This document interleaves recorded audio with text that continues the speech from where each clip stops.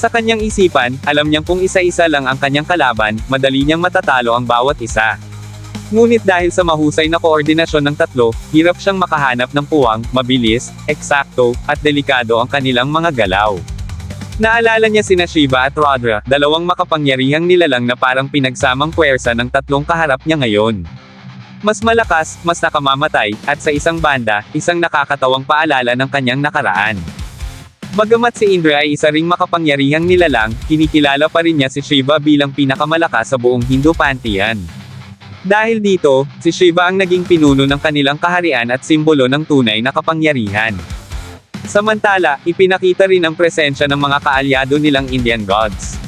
Sa puntong ito, tila ba ipinapahiwatig ni Indra na alam na niya ang kahihinatnan ng laban, na siya ang mananaig sa kabila ng 3 versus 1 na sitwasyon.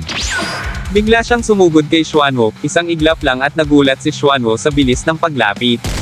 Isang malakas na atake ang pinakawalan ni Indra, kasunod ng mabilis na paglipat sa likuran ni Baiho para umatake sa tagiliran nito. Sa gitna ng labanan, nabanggit ng isa sa kanila ang tungkol sa mga atake ni Indra, pero malinaw niyang sinabi na hindi pa tapos ang laban.